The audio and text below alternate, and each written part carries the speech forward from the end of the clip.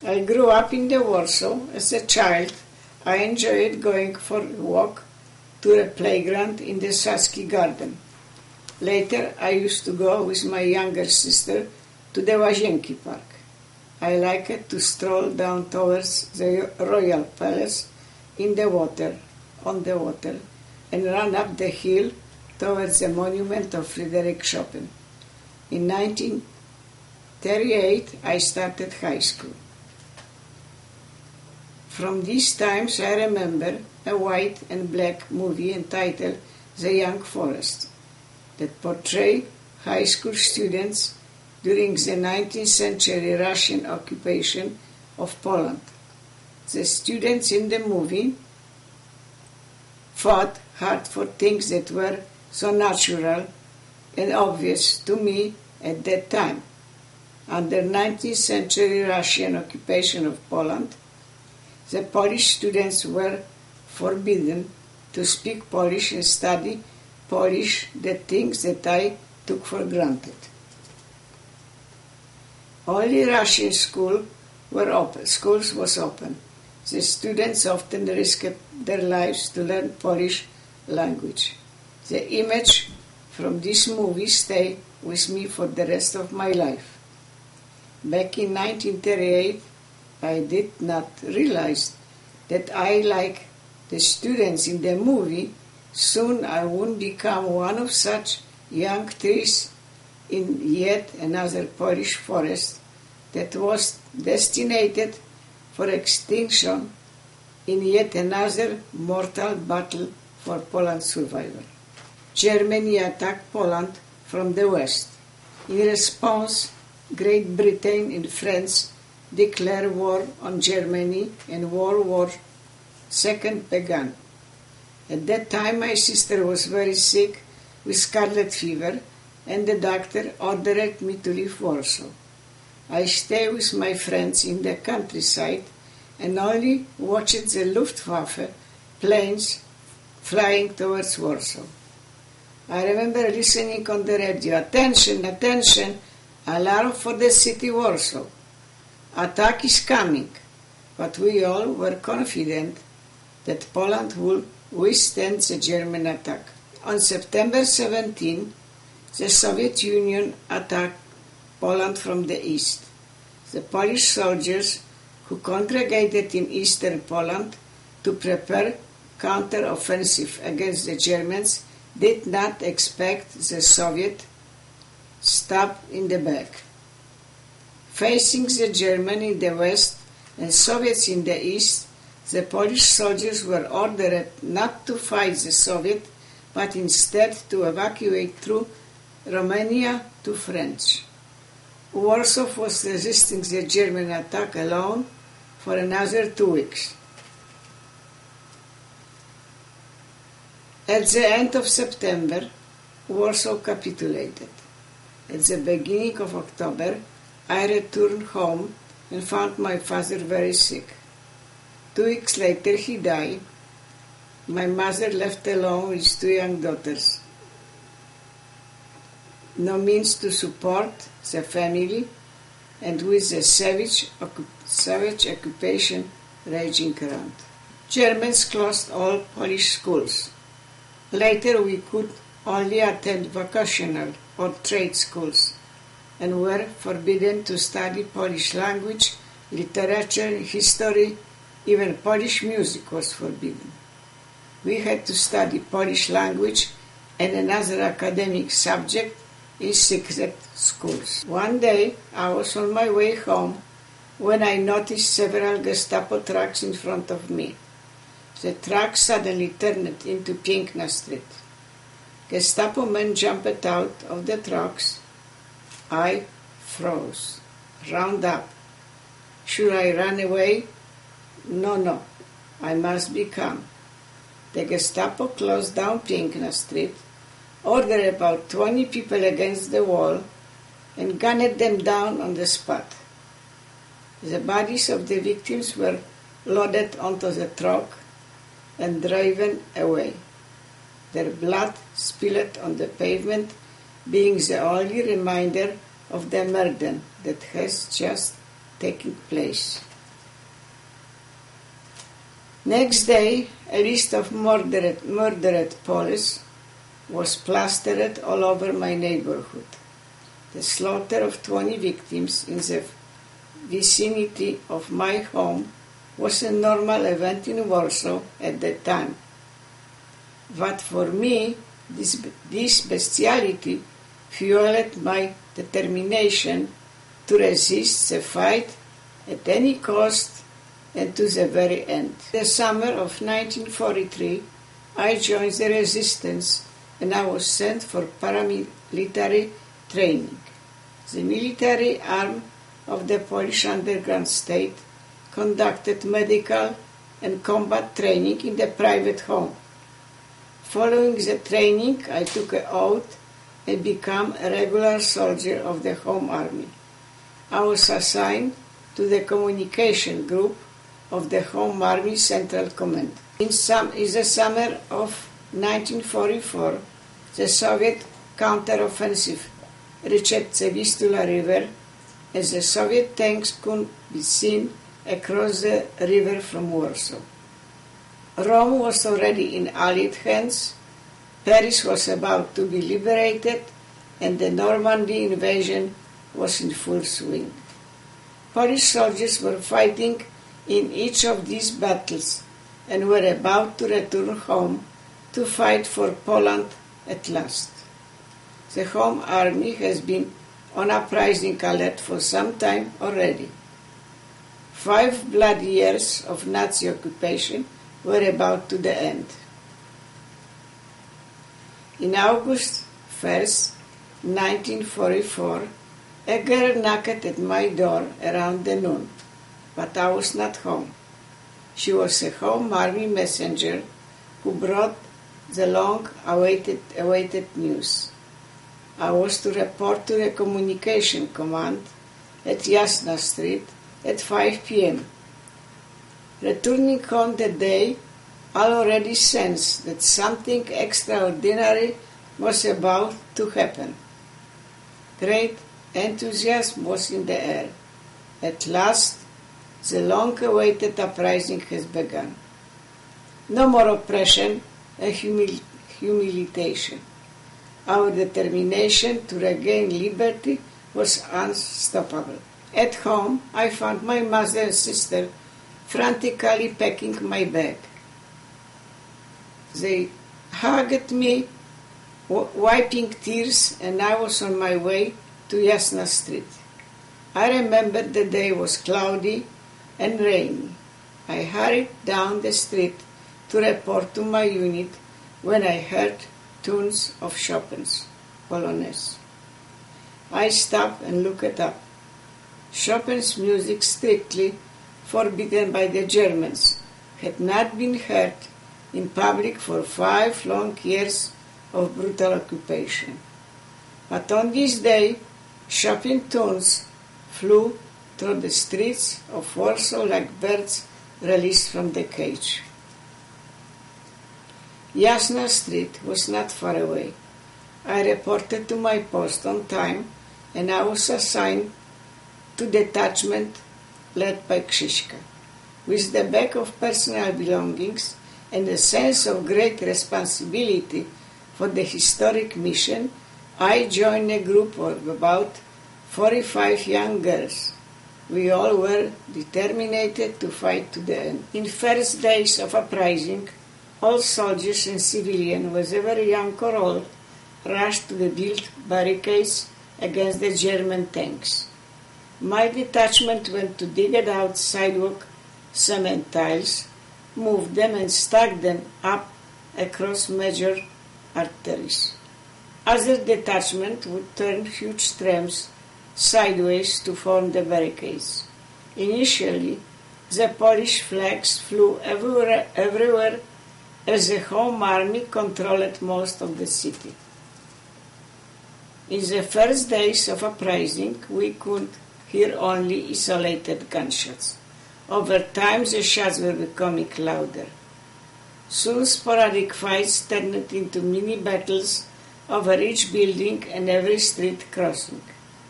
Next, larger battles over major military outposts, communication center, and munition magazine broke out. The Home Army soldiers operated in small groups of about 10 men. Germans slaughtering thousands of civilians in the Wola district, but the city center was firmly in Polish hands. On the fourth day of Uprising, the Germans began heavy bombardment. We were forced to take shelter in the basement. The fight was getting tougher. Krzyśka kept strict military discipline in my unit. Most often I was chosen for a short road to Commander Milski in the communication repository. I also deliver messages to other units located in different parts of the city for Home Army Commander. One day I received an order to deliver a message to the Monter. His real name was Antoni Hruściel. He was the chief commander of the Warsaw Uprising. Once I reached the central command, I was taken directly to the Monter. While giving him a message, I get a glimpse of his man legend with neatly cut hair. He was of medium size. His eyes was his gesture. His entire body inspired confidence. With reverence and apprehension, I saluted him as always. I used the wrong hand. Every time I had to salute an officer, I was so nervous I couldn't remember which hand to use. Monte didn't look at me directly, but nodding his head kindly, he must have noticed my mistake. The roads that the messengers traveled were relatively short, but always very dangerous. The most popular road to the communication center, S, that connected the northern part of the city with the southern part, required crossing the main artery. Aleje Jerozolimskie. This busy crossing was under German sniper fire around the clock. We try all sorts of methods to protect this important passage. Initially, a rope was let across the street. A dummy imitating a person was attached to the rope. The sticking out dummy would slide on the rope across the street, provoking a round of fire. Right after much such fire, the messenger would run. This tragedy lasted long enough to give us time to dig up a ditch and build the firewall wall syntax. Apartments along Aleje Jerozolimskie were occupied by Polish civilian population. At the point, the Germans began to withdraw westwards, and in doing so, they raked all the civilians from the buildings along Aleje Jerozolimskie and used them as human shield during the evacuation. In this process, they also burned down all the buildings they were leaving behind. Early morning on August 16, a sudden piercing screech woke me up. Several incinerating bombs, commonly known as cows, hit the apartment building on the opposite side of the street. Phosphorus liquid from the bombs blazed the building instantly. We rushed to put down the fire, but the phosphorus liquid resisted water. Dozens of resident civilians of different ages were burning alive in front of my eyes. Our desperate rescue efforts were ineffective because water couldn't stop the fire and scent couldn't reach the higher floors. At the end, we recovered about 20 bodies. Their clothes was completely burned out. I remember the swollen and charred bodies. We buried them on the square in front of our building. Several days later, another bomb hit the street in front of our building. This time the bomb consists of phosphorus sticks almost 5 inches long. Some of these sticks landed in the basement, causing fire in the document storage area. Using sand and another dirt, we put out the fire. Some documents were lost, but the basement was saved. The underground press and large street speakers were our way to communicate. The speakers were the main source of the latest information, since no one had radios. During the German occupation, the Polish people were forbidden to have any radios.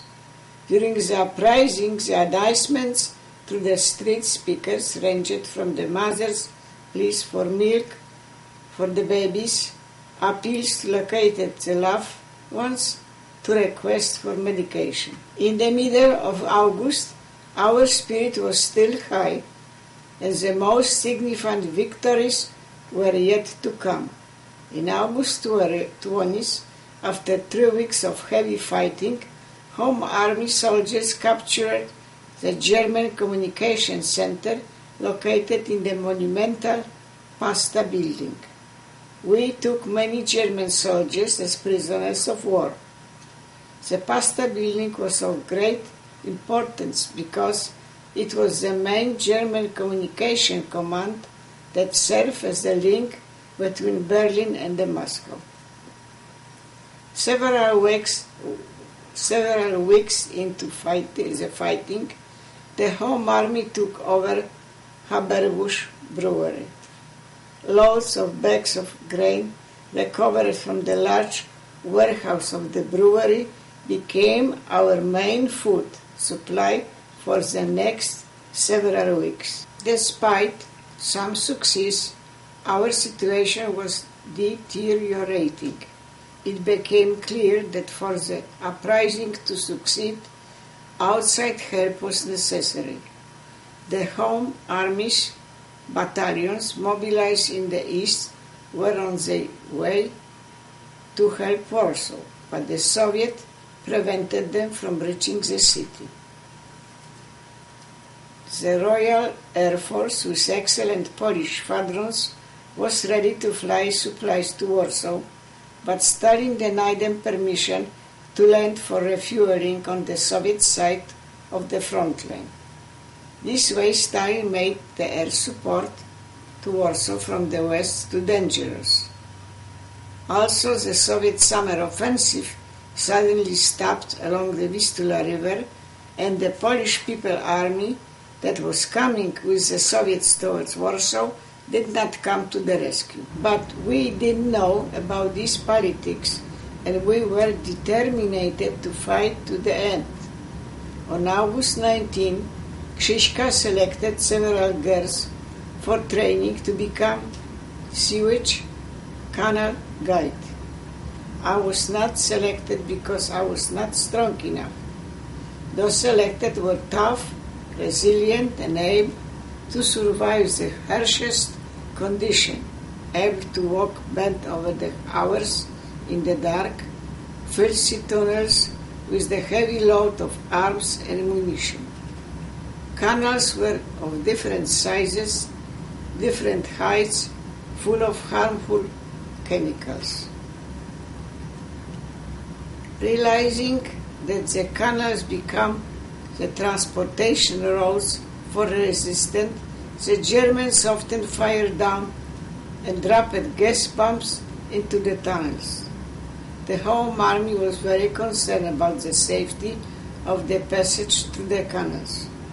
With many canal branches, dreadful condition and constant German attacks, the canals served as the escape roads of the last resort. By September, the Germans sent reinforcements to crush the uprising. On September 2nd, the old town surrendered, and the Germans went on a killing spree. The most ferocious German units slaughtered every living being they found in their way. The Home Army, together with the civilian population of the old town, had only one way to escape the slaughter. They had to go through the sewage canals to the city center.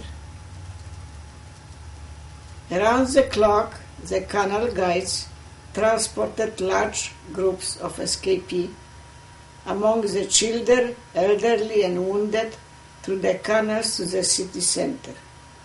For the escapees, getting to the canal manholes was the matter of the life and death. The Germans were on the move. Many manholes were under German sniper fire. The wounded and the sick who survived the journey from the old town through the canals to the city center were sent to the basement in my building on Jasna Street. Dozens of them lay down on the floor in the storage area and in the hallways. The immense structure of the old building, with reinforced concrete in the thick walls, offered them the best shelter against the attack. But only 2 days later, on September 4, a huge bomb fell on the building, hitting it diagonally, slanting one side of the building. The bomb rammed through several floors and landed in the basement where the shelter with the old town refugees was located. Almost all wounded hidden in the shelter were killed instantly. Those still alive died under failing rubble of the heavy building. Despite superhuman effort, we were able to rescue only 2 people. As we were going through the rubble, a nurse from the nearby building rushed to the scene looking for her sister with a newborn baby. In the colossal mess of rubble, dust and body parts, she was only able to find a tiny hand. A huge piece of loose concrete that was hanging in the air above the slaughter zone made more research and rescue effort impossible. We were not even able to bury the dead. In the first week of September, the Polish position was changing rapidly.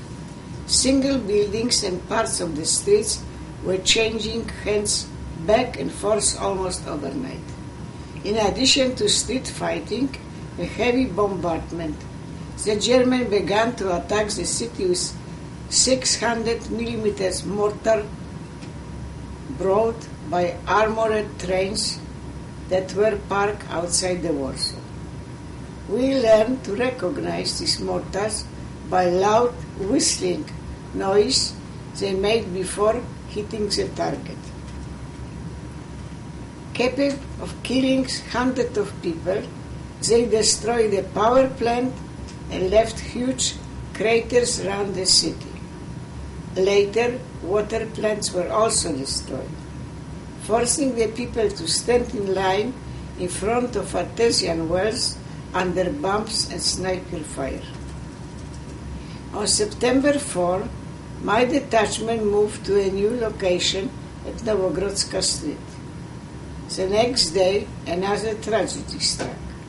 One of the couriers, named Dasha, was sent with the urgent message, but was mortally wounded on her way when parts of the burning balcony fell on her. She died 2 hours later in great pain in the arms of her friends. At that point, the pockets of the resistance were shrinking rapidly. Many buildings were in ruins, and heavy fighting moved to the city center. The old town fought desperately, but ultimately was lost. The city center was next. Around September 13, Soviets dropped the first food supply. Cans with ground meat were dropped down without any parachutes and all broken apart. Crushed, spoiled, dirty, and rather suspicious meat was of no use to us. This was the time when Stalin finally gave in to the Western pressure and allowed for refueling on the Soviet side of the front line. On September 18, for the first time, American B-17 Superfortress appeared over the sky of Warsaw, dropping many parachutes with munition. The effort was highly visible, but not very effective. The drops were made from high altitude and mostly missed the targets. By that time we were not carved into pieces, that the German intercepted most of the drops. We were able to intercept less than 20% of the supply. Oftentimes the parachutes carrying weapons would fall on the Polish strip of the city, while the matching ammunition would fall on the German side, and vice versa. Our soldiers couldn't match the guns with the ammunition and had problem operating the weapons. For me, of greatest interest was the nylon fabric from the parachutes because I never saw nylon before. This strong fabric became priceless supply for our medical units. The most significant air support that we received came from the British Royal Air Force. Only during August of 1944, the RAF conducted air support flights to Warsaw on 18 nights, but they had tremendous losses. About one bomber was lost for every ton of supplies that they delivered. For example, on September 11, only 6 out of 11 RAF planes dispatched to the Warsaw returned to their Italian base in Brindisi. On September 14, just 2 RAF planes with the Polish pilots took off for Warsaw. Only one of them returned. This was the last RAF airlift mission flown from Brindisi to Warsaw. The flight was later discontinued because of too heavy losses. By late September, the second month of our lonely fight was coming to the end. We felt defenseless, exhausted, meager, and abandoned by the entire world.